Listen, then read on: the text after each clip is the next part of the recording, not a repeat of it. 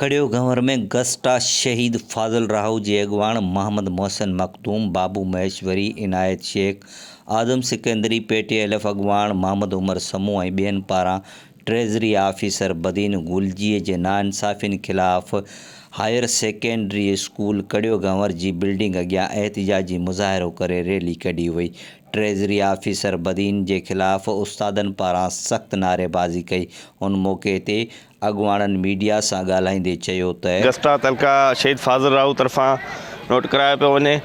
हीअ असांजो अॼोको उस्तादनि जो एहतिजाज ट्रेज़री ऑफिसर गुलजी जे ख़िलाफ़ आहे, जेको उस्तादनि सां नाइंसाफ़ियूं करे थो ऐं पंहिंजी मनमस्ती लाइ वेठो आहे। कंहिं उस्ताद खे ओबलाइज करण जे लाइ तयारु कोन्हे। उस्तादनि जा काफ़ी मसइला रोलड़े जो शिकार आहिनि। असां पुरज़ोर मुतालबो था करियूं त गुलजी खे फिलफोर हटायो वञे। समझे तो उस्तादन के पट्टे वालन के हवाले करे तो उस्ताद जायज़ मसला नथो ॿुधे ऐं वाइदा करियो फिरियो वञे।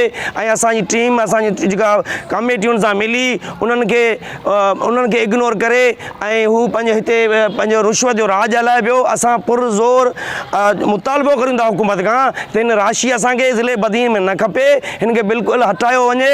न उस्तादनि जी हिकु सगारी आवाज़ आहे जेका हिकु मुनज़म तंज़ीम आहे ऐं उस्ताद जेको ईमानदारी सां पंहिंजे फ़र्ज़ सां पंहिंजो फ़र्ज़ु निभाए थो, ईमानदारी सां पंहिंजी ड्यूटी करे थो।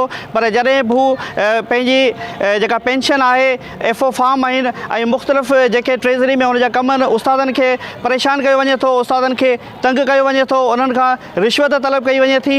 ऐं असांजी इहो जाइज़ मुतालबो आहे त राशि ऑफिसर गुलजी जेको आहे उनखे हटाए को ईमानदार ऑफिसर मुक़ररु कयो वञे ऐं असांजा जेके जाइज़ मुतालबा आहिनि उहे पूरा कया वञनि ऐं उस्ताद जो इस्तिसाल कयो वञे थो, उस्तादनि खे जेको तंग कयो वञे थो उनखे ख़तमु कयो वञे।